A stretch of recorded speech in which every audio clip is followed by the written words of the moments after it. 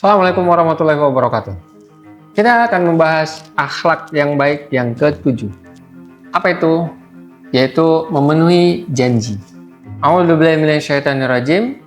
Ya ayyuhalladzina amanu aufu bil uqud. Di ayat yang lain, A'udzubillahi minasyaitonirrajim wa aufu bil ahdi. Innal ahda kana mas'ulan. Hai orang-orang yang beriman, penuhilah akad-akad itu. Dan di ayat yang lain, dan penuhilah janji, sesungguhnya janji itu pasti diminta pertanggungjawabannya. Memenuhi janji ini banyak dimaknai keluar dari syariat Islam. Hai orang-orang yang beriman, penuhilah akad-akad itu. Ini adalah berkaitan dengan akad-akad yang terikat dengan syariat Islam. Bukan akad-akad yang justru bersekutu melawan Allah. Berapa banyak di antara kita melakukan perjanjian-perjanjian itu batil.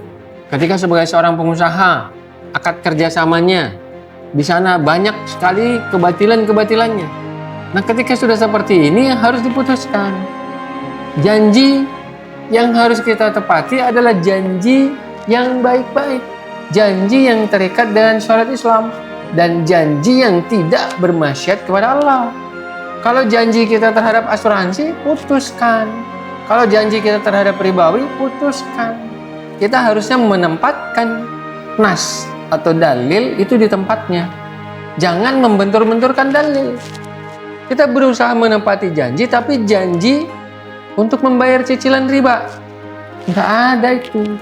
Karena ini akan bertentangan dengan nas yang lain. Akan bertentangan dengan nas yang lain. Di mana salah satu nasnya bicara tentang tinggalkan sisa riba tadi adalah apa? Hai orang-orang yang beriman. Jika kamu orang beriman, ini pertanyaannya. Atau panggilannya hanya untuk orang-orang yang beriman. Di sana diminta oleh Allah, tinggalkanlah sisa riba yang belum kamu pungut. Nah, ketika kita janjinya adalah untuk membayar riba, tidak ada. Di sini berbicara memenuhi janji adalah janji yang terikat dengan syariat Islam dan janji yang baik-baik. Bukan janji yang bermaksiat kepada Allah. Kita banyak terlena. Seolah-olah janji ini kalau tidak ditepati zalim. Padahal makna zalim sendiri harusnya dibahas detail. Ketika meninggalkan kemaksiatan kepada Allah itu tidak ada hukum zalim.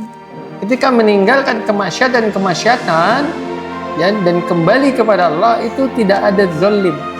Justru kita diminta oleh Allah bersegera. Untuk apa? Untuk mendapatkan ampunan Allah dan juga surganya Allah. Jangan kita menempatkan dalil tidak sesuai dengan porsinya. Sehingga seolah-olah semua janji yang telah kita buat dahulu, kita wajib menepatinya. Nggak bisa begitu. Janji-janji yang bersekutu, ya, bermaksiat kepada Allah, maka putuskan. Break.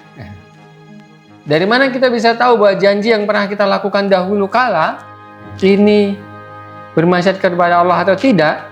Maka itulah pentingnya kita thalabul ilmi, belajar.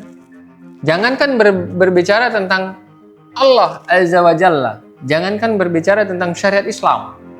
Perjanjian-perjanjian di dalam hukum negeri ini, di Indonesia ini, ketika seseorang yang menandatangani tidak memiliki kecakapan hukum terhadap apa yang dia tanda tangani, itu batal demi hukum.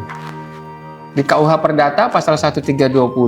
Salah satunya adalah kecakapan hukum. Maka orang yang bertanda tangan ketika dia tidak mengerti apa yang ditanda tangani, apa yang dia tanda tangani tadi, akibat hukumnya tidak ngerti, artinya dia tidak memiliki kecakapan hukum. Dan itu batal demi hukum. Bagaimana sekarang kita berbicara tentang Allah Azza wa Jalla? Berbicara nas, berbicara tentang syariat Islam. Ya, jadi perjanjian-perjanjian yang batil, yang haram, yang di sana ada kemaksiatan-kemaksiatan kepada Allah, maka putuskan. Termasuk bagi kalangan anak-anak muda.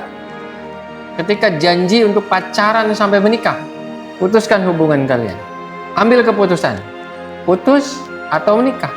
Kenapa? Janji ini janji yang salah, janji bermaksiat kepada Allah. Janji yang salah tidak harus kita tepati. Ya, Maka ketika janji dalam kebaikan-kebaikan, insya Allahnya sebagai seorang muslim itu wajib datang, wajib dipenuhi, kecuali ada dalil-dalil yang syar'i, dalil-dalil yang memang si orang yang berjanji tadi mendapatkan rukhsah karena ujur syar'i tidak dapat memenuhi. Nah, kriterianya tadi harus dengan terus belajar untuk semakin paham dan bisa diterapkan dalam aktivitas kita sehari-hari. Terima kasih. Semoga ini semua bermanfaat bagi Anda dan Anda bisa membantu menyebarkan ke seluruh rekan-rekan Anda. Subscribe, like, and share. Dan jangan lupa komen. Assalamualaikum warahmatullahi wabarakatuh.